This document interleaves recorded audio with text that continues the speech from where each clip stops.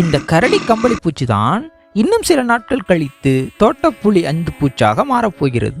இது திடீரென என் பக்கத்தில் இருந்த ஒருவருக்கு அருகில் வந்தது. அவரோ கம்பளி பூச்சி வருகிறது, நகரு நகரு என்று சொல்லிக்கொண்டே நகர்ந்தார்.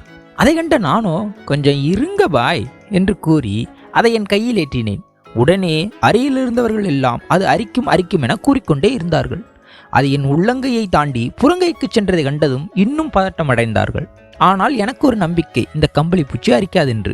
ஆனால் நீங்கள் யாரும் இதுபோல் முயற்சிக்காதீர்கள், உங்களுக்கு மிகுந்த அரிப்பை ஏற்படுத்தலாம். சரி என்று கம்பளி பூச்சிகள் விருப்பமாய் உண்ணும் இந்த காட்டத்தி அல்லது பேயத்தி செடி இலையில் விட்டேன். அதற்கு இந்த இலை பிடிக்கவில்லை என்று நானே நினைத்து கொண்டு மீண்டும் அம்மொசுமொசு கரடி கம்பளி பூச்சியை கையிலேற்றி வளவளப்பான கொய்யா மரத்தில் விட்டேன். அது எங்கு செல்வதென்று தெரியாமல் அங்குமிங்கும் அழகாய் திரிந்து கொண்டிருந்தது. அதை கண்ட எனக்கோ இந்த அந்துப்பூச்சி அல்லது வண்ணத்து பூச்சி முட்டையிலிருந்தே சிறு அந்துப்பூச்சியாகவோ அல்லது வண்ணத்து பூச்சியாகவோ வரலாம் அல்லவா?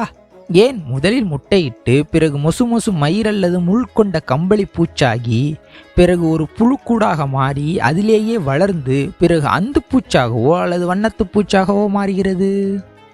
அப்படி என்றால் இயற்கையின் விதிப்படி தான் இங்கு எல்லா உயிர்களும் இயங்குகிறது. விதி என்றால் உடனே நீங்கள் நம் தலைவிதியை மட்டும் சிந்திக்காதீர்கள். ஒன்றும் கூடினால் 2 தான் வருமே தவிர 3 வராது என்று கணிக்கும் கணித விதி போல் நம்முடைய ஒவ்வொரு உயிருக்கும் உள்ள விதிக்கேற்றாற் போல்தான் நம்முடைய வாழ்வும் இருக்கும். ஆகையால் நாம் அனைவரும் அமைதி கொள்வோம்.